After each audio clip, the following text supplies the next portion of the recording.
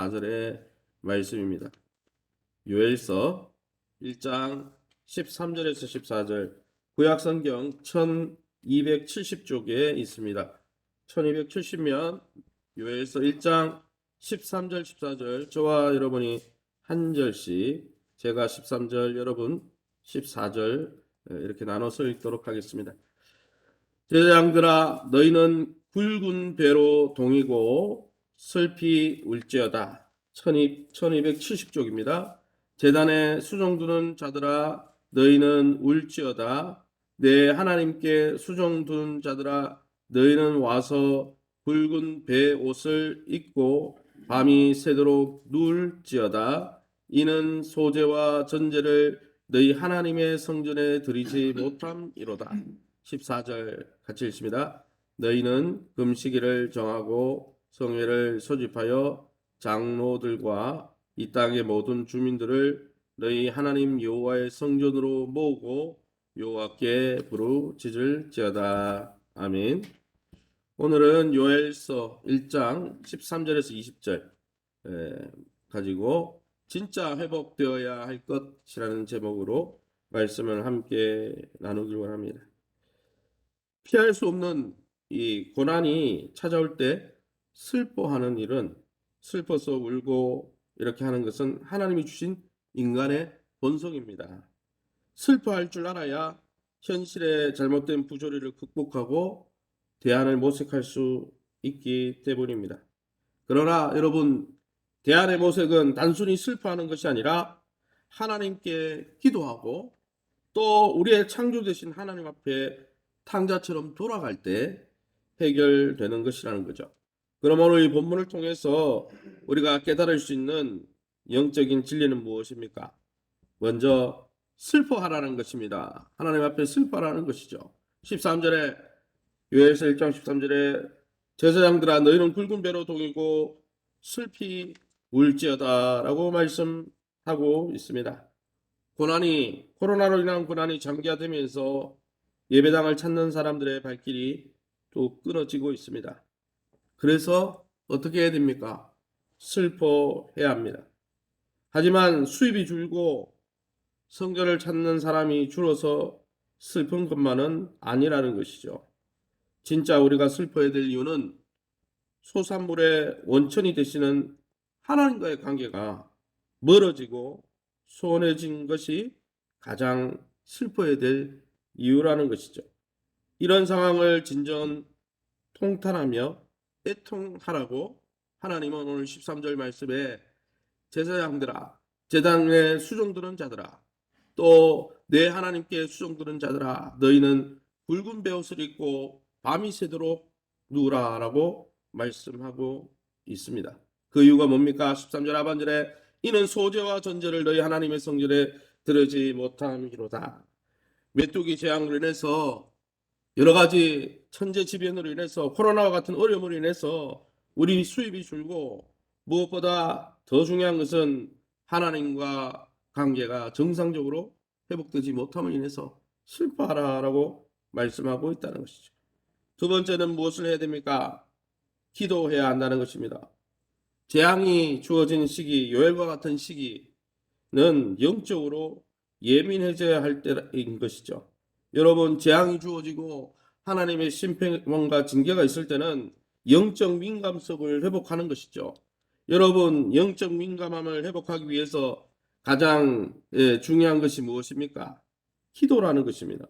영적으로 깨어있기 위해서 해야 될 것은 기도라는 것이죠. 절망적인 상황에서 슬픔에 겨워 울면서도 그러기에 기도하기를 잊지 말아야 한다는 거예요. 예수님이 십자가 죽음을 앞두고 무엇을 했습니까? 슬퍼하셨습니다. 겟세마네 동산에서 이 잔이 내게서 옮겨지면 좋겠다고 슬퍼하신 것이죠.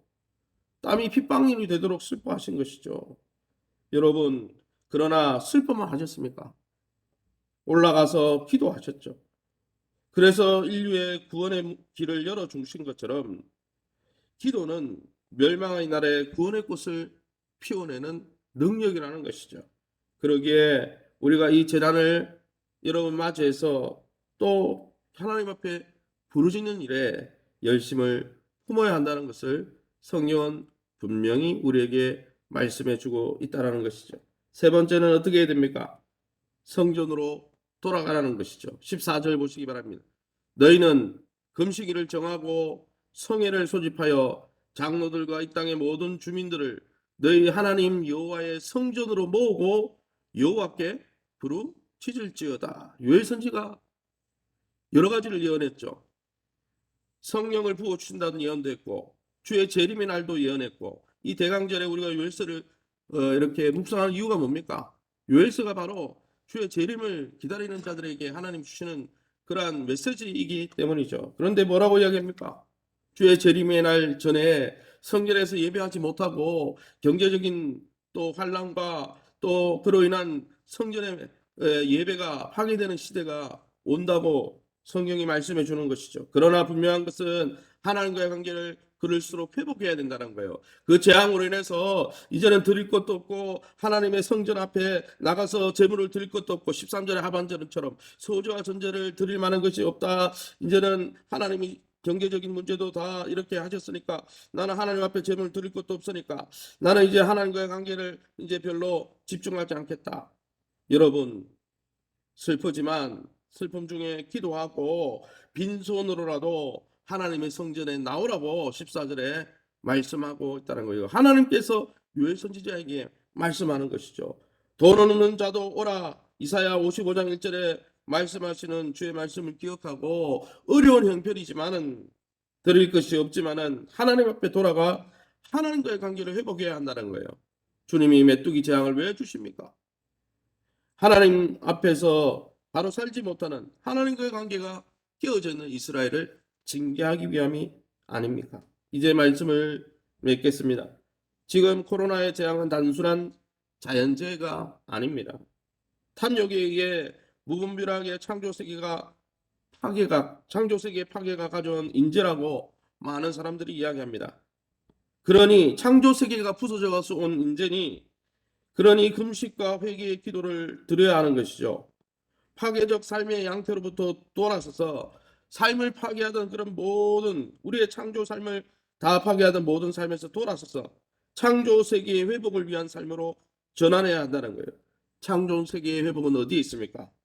창조주이신 하나님과의 관계 회복에서부터 시작되는 것이라는 사실입니다.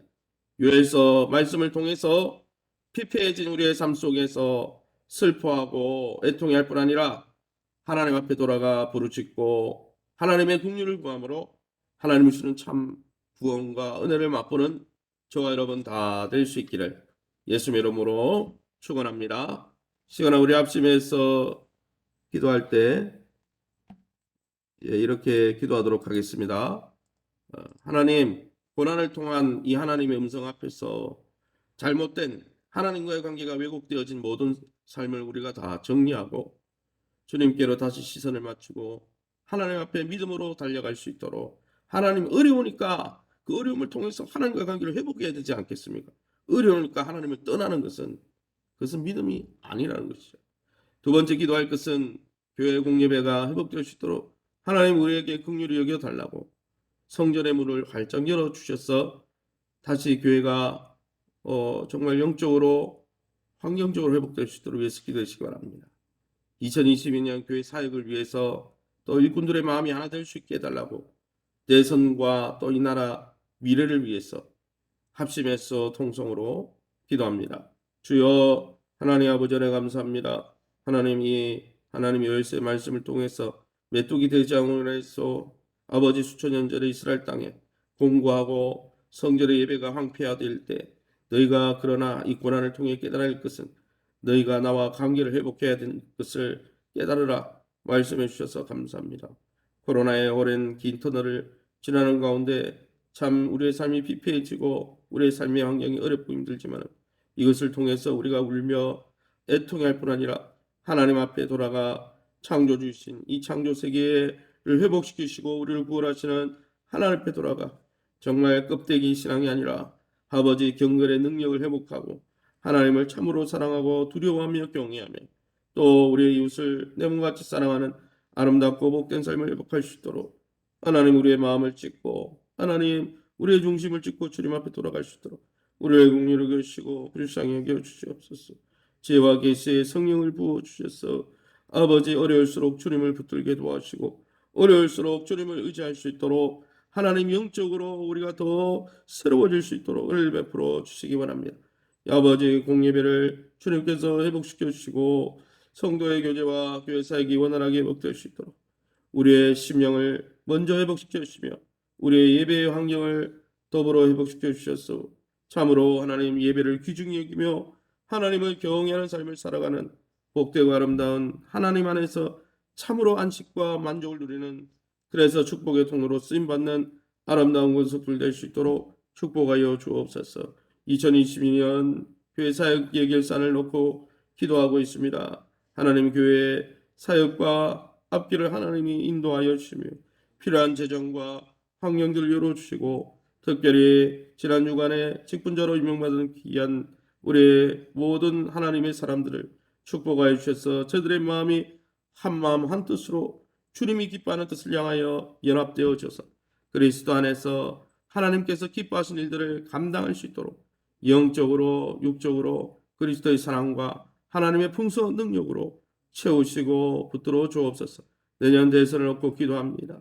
이 나라를 미래를 위해서 우리가 영적 분별력을 가지고 사람을 잘 뽑을 수 있도록 은혜를 베풀어 주시고 하나님이 기뻐하는 아버지 하나님의 사람을 뽑아서 하나님 그 일을 통해서 이 나라가 다시 하나님 바른 가치들을 향해서 나아갈 수 있도록 주님께서 은혜를 베풀어 주옵소서. 이 새벽에도 주의 보좌 앞에 엎드린 귀한 성도님들 주님 주실 때까지 기도할 수 있는 믿음 다하여 주시고 하나님의 선하심을 맛볼 수 있도록 하나님의 긍휼하심과 인자하심으로 이 새벽에도 함께해 주시옵소서. 모든 영광 하나님께 돌려드리며 예수 이름으로 기도합니다. 아멘. 하늘에 계신 우리 아버지여 이름이 거룩히 여김을 받으시오며 나라의 임하옵시며 뜻이 하늘에서 이룬 것 같이 땅에서도 이루어지이다. 오늘날 우리에게 일과 양식을 주옵시고 우리가 우리에게 죄진 자를 사하여 준 것 같이 우리 죄를 사하여 주옵시고 우리를 시험에 들게 하지 마옵시고 다만 악에서 구하옵소서. 대개 나라와 군세 영광이 아버지께 영원히 있사옵나이다. 아멘. 기도해 주실 때 교회를 위해서 이번 주일은 예결산 주일입니다. 내년에 하나님 우리 성도님들의 가정과 기업을 축복해 주셔서 교회에 또 예산들이 풍성하게 하나님 나라를 위해서 쓰임받을 수 있는 예산들을 하늘의 물건을 열어주셔서 축복해 달라고 위해서 기도해 주시고 내년 또 계획을 세우는 가운데 있는데 그 계획도 하나님이 열어주지 않으면 할 수 없는 것이죠. 하나님께서 긍휼을 베풀어 주시고 또 이 계획을 통해서 교회가 영적으로 성장하고 성숙하는데 내년 계획이 잘 쓰임받을 수 있도록 또 여러분 자신과 여러분의 자녀들을 위해서 이 나라를 위해서 자유롭게 기도하시고 돌아가시기 바랍니다.